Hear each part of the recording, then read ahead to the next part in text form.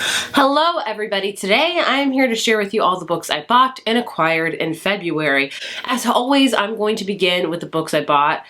I only bought one book this month. I don't know, I'm sorry to tell you, I'm not buying a lot of books this year. I'm really trying to focus on my library and stuff, but then again, I just bought 3 books from Target, so there's that. So yes, the majority of the books I'm talking about today were sent to me either via publishers or book boxes, and as always, I'm extremely grateful and lucky that I'm able to receive those. I do not take that for granted whatsoever because I know not a lot of people can get that, so I'm super grateful for that. So the one book I bought this month is Happiness for Beginners by Catherine Center.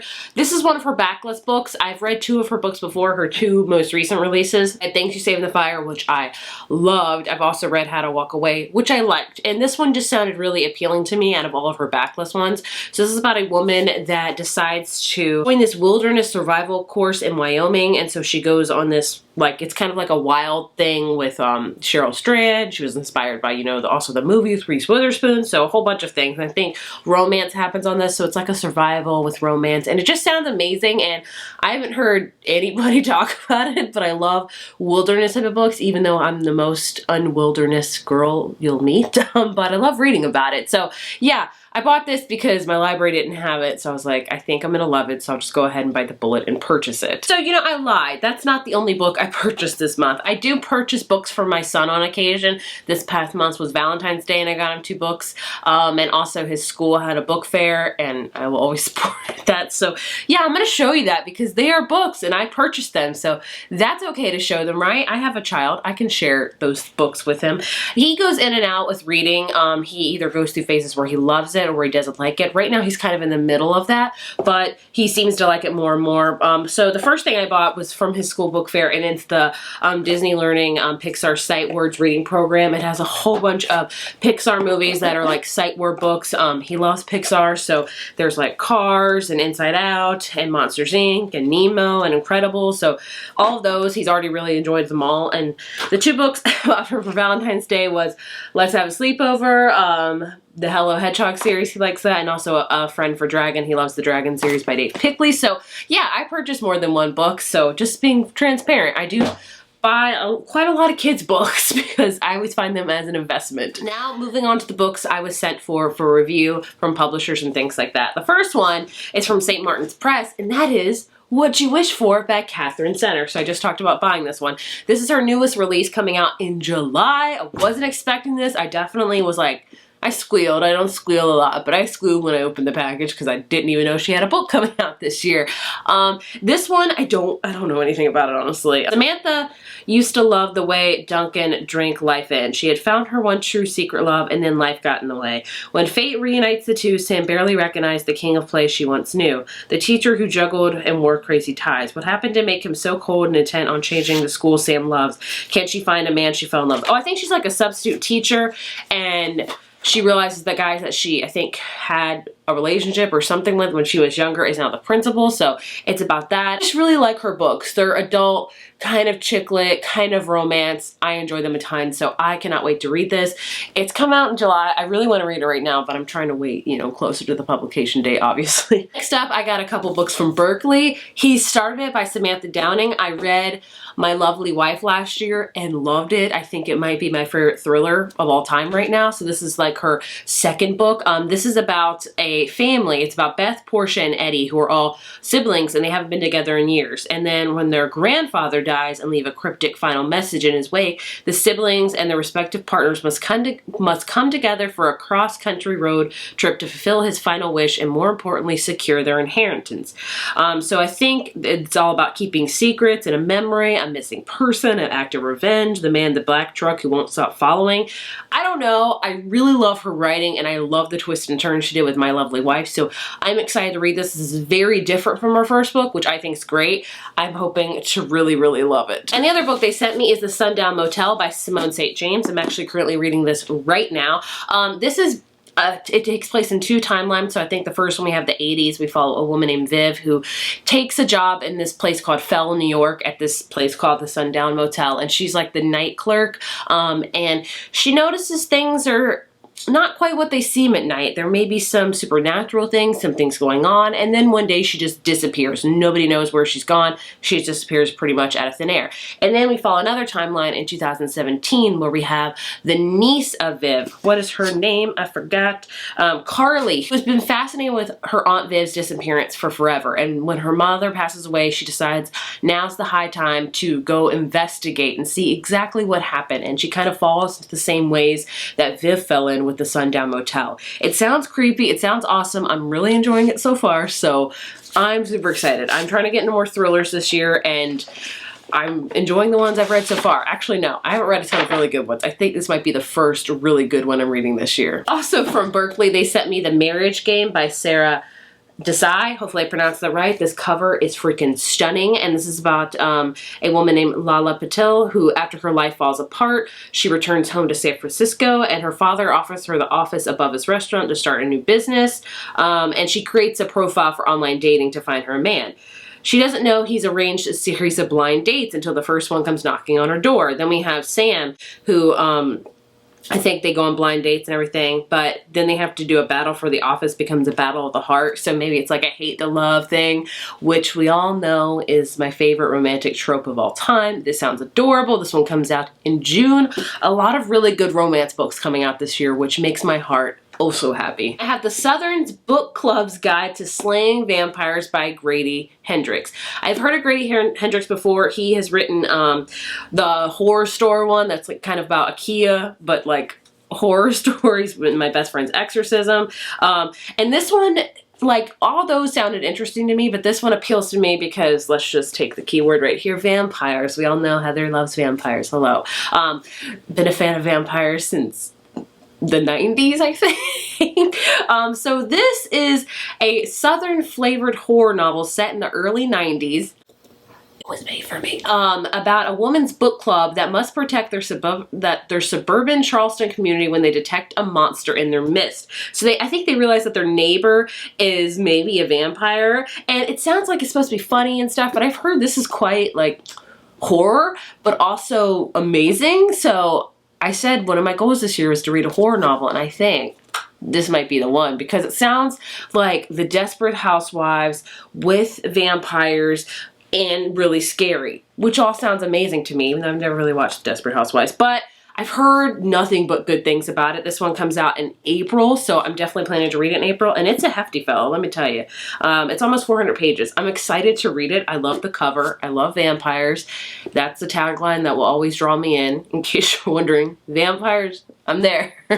Also from Quark, I have Bookish and the Beast by Ashley Pawson. This is her third book in her Once Upon a Con series. So she wrote Geekarella a few years ago, which I loved. Then she had The Princess and the Fangirl, which I didn't really like, but this one sounds amazing.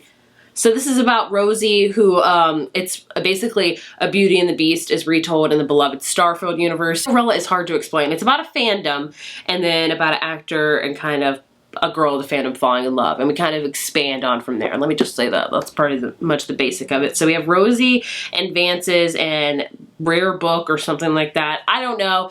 It's a retelling of Beauty and the Beast, and Ashley Pawson really writes really cute stuff, and I love the cover. I love the title. I think it's going to be really cute. This one also comes out in June. So many summer releases. Ready to read on the beach. And from Source Books, I requested The Tourist Attraction by Sarah Morgenthaler. I saw this, I saw the cover on Goodreads, and I was like, this looks intriguing. And then I learned it was set in Alaska. You want to know another tagline that will get me into a book is Alaska. I love books set in Alaska. I've read like 4 or 5 of them. I enjoy them all. It's just something about Alaska, and I don't think I'm alone in that. I think a lot of you guys also like books set in Alaska. It's something about it. It's like Alaska is its own character in the book. So this is a fun, you know, Alaska book. So it's about a guy named Graham who named his diner the Tourist Trap. He meant it as a joke. Now he's stuck slinging reindeer dogs to an endless parade of resort visitors who couldn't interest him less. And then we have a girl named Zoe who decides to go to Alaska for 2 weeks, and then she goes to Moose Springs, which is where this book takes place at, and she may just find there's more to the grumpy local than meets the eye, and more to love in Moose Springs than just the Alaska wilderness. I haven't heard the best reviews of this on Goodreads, I'm not gonna lie to you, but Alaska romance, like cheesy, I'm there for it. I really am. This one comes out in May, so you bet your bottom dollar I'm going to be reading it because I love books set in Alaska. H3, I have Dear Emmy Blue by Leah Lewis. The cover of this is stunning. I love when I get books in the mail where I've never heard of the title, the cover, anything. And the cover usually is the one thing that does draw me in. I'm not going to lie. I think we all kind of judge a book by its cover. And this cover immediately, I was like, this looks very intriguing. And then I read the back of it and I was like, oh, this sounds really good. It's about a character named Emmy Blue, and it says, everyone loves Emmy Blue, but why is she all alone? Years ago, she released a balloon with her email address and a big secret into the sky. Now in her 20s, the one thing Emmy has been counting on is gone for good. Emmy's dreams that life has something wonderful in store for her are beginning to float away. But what Emmy can't know is that those very dreams are about to change shape, and life may prove to be more fantastically expected than she could have ever hoped. So I'm thinking, she released that balloon in the sky years ago, never happened, and then she gets an email one day. It just sounds like a really intriguing novel, like it's going to be maybe kind of a little bit more serious with a lighter side, which is another type of like genre I love. So this one comes out in July. It sounds really good. I haven't heard a single thing about it from everybody. I'm definitely planning to read it, and I hope to really enjoy it. The next stack of books are all YA books. The first one is from Harper Teen, and that is Moment of Truth by Casey West. This is her newest release. Comes out this month, I believe, honestly. I don't know much about this one. It's very interesting. Like, it's about a girl named Hadley who's a swimmer, and then she sees a guy that's dressed as Heath Hall, who is like a big Hollywood action hero, and he's supposed to be like a, I don't know, they're trying to figure out the fake Heath Hall. That's what this whole book is about, which I don't know. It doesn't sound, I'm not gonna lie to you. The plot, when I read it, I wasn't like, this sounds really good. I was like, this kind of odd, but I trust Casey West. I really enjoy all of her books, some more than others. She just writes really cute, fluffy books that I eat up like cotton candy, so no explanation needed. Another favorite contemporary author, Jen Bennett. I got sent Chasing Lucky by Simon, and I love Jen Bennett's books. I love every single one of her contemporary YA books. They're just, I love them, honestly. This one comes out in May, and this is about a girl named Josie who is a budding photographer, so I already connect with that, and her mom and her move constantly. Then they return to her mom's historical New England hometown to run the family bookstore. Second amazing thing, she knows it's not forever, and then she meets a bad boy, Lucky, and I think things like that. I don't know what happens. Contemporary authors I trust, I don't need to know like anything about the plot. I know I'll probably like it. So this one sounds cute, adorable, photographer, bookstore. Is this about me? I don't know. I also got sent the Netflix cover of P.S. I Still Love You by Jenny Han. I already own this. I might do a giveaway for this because I don't need a paperback one. So if you're interested in having a giveaway of me running one, let me know. I'll be more happy to give to one of you guys. So yeah, this is the sequel to All the Boys I've Loved Before. You guys know P.S. I Still Love You came out on Netflix recently. I watched it. I didn't love it. I really liked To All the Boys I've Loved Before. I really enjoyed it. I thought it was a great adaptation. I thought P.S. I Still Love You was a great adaptation as well. I definitely didn't think it was my favorite book in the series, but I just didn't love the movie as much. I felt like nothing really happened. I don't know if I'm the only one in thinking that. I don't know, but it was cute. I enjoyed it, but I wanted to enjoy it a lot more. As always, I will always love Laura Jean and Peter. There, I said it. I also got sent a hardback copy of Curses and Kisses by Sundown Motel. I already should have read this, but I haven't yet. It's another modern retelling of Beauty and the Beast set in like, I think, a boarding school. I need to research more about what people thought of it. I haven't heard of anything, so if you've read it, let me know your opinions on it. I have read all of her books, so I need to read this one. I'm behind on like new releases, I feel like, right now. And then the last two from Simon, I have My Summer of Love and Misfortune. Lindsay Wong, adorable cover. It's about a girl named Iris who's having a rough start to her summer. Her boyfriend cheated on her, that sucks. And she didn't get into any colleges, and she has no idea what to do with her life. Man, that's gonna be hard. And she's felt torn about being Chinese American, feeling neither Chinese nor American, enough to claim her identity. She's just a sad pizza combo from Domino's as far as she's concerned. Oh my goodness, I want to hug this girl. So her family decides to send her away to visit her family in Beijing to hopefully, in hopes that Iris will reconnect with her culture and find herself. With this trip, Iris expects to eat a few dumplings, meet some family, and visit a tourist hotspot or two. What she doesn't expect is to be swept up in the ridiculous, opulent world of Beijing's elite, leading her to unexpected and extraordinary discoveries about her family, her future, and herself. This sounds amazing. Again, I didn't know anything about it, and then I just read the back of it, and it sounds really good, honestly. This one comes out in May. I will definitely be checking it out in May. And then the last one, is this from Penguin? I'm not or Simon, I'm not quite sure. The Best Laid Plans by Cameron Lund. I actually got sent a really cool mailer for this. They sent it in a pizza box, which will always be a winner in my is pizza. So it says, already binged all the rom-coms you can find. Yes, I have. How did you know? Don't worry, Cameron Lund's hilarious swoony debut has everything you're looking for. Hot guys, flirty text messages, awkward mix-ups, inside jokes, steamy kisses, lots of pizza, secret crushes, epic prom date, friends to lovers, to TBD. It sounds cute. I don't need to know anything else. Pizza, love, I'm sold. All right, and the last two books I got in book boxes. The first one in my out crate, and that is All the Stars and Teeth by Adeline Grace. This is kind of a piratey book, if I'm not mistaken. Yes. I don't know much about it. I haven't read any fantasy books this year, and I don't know when I will read one. I'm just not in a fantasy mood, and this year I'm fully embracing it. Last year I really pushed myself to read fantasy. It really hindered my reading. So this year I'm just kind of like, I'm just going to read what I feel like. And so far it's going out great for me. So I haven't had the call to read YA fantasy yet. I don't know when it will call me, but I will pick it up when it calls. And the last book I have to share with you is You Are Not Alone by Greer Hendricks and Sarah Pekkanen. I got this in Book of the Month. I have already read this, and I liked it. It was okay. So they write thriller novels. I love The Wife Between Us, my favorite of theirs. I did not like An Anonymous Girl, and this one kind of sits right in the middle. Like, it was okay. I didn't really despise it, nor did I really love it. So this one is very hard to explain. Even halfway through reading the book, I was still like, what the crap is going on? So this is about a girl named Shay Miller who kind of just doesn't really belong anywhere. She wants to have friends, she wants to have love, all this kind of stuff. And then she meets these two sisters that have everything. They're like glamorous and luxurious and have their life together, and then she becomes friends with them. And the tagline says, Shay thinks she wants their life, but what they really want is hers. So would I recommend this as a thriller?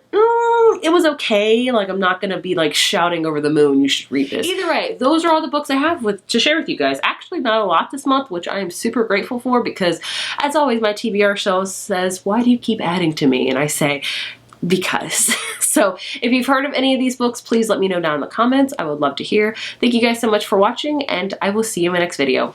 Bye.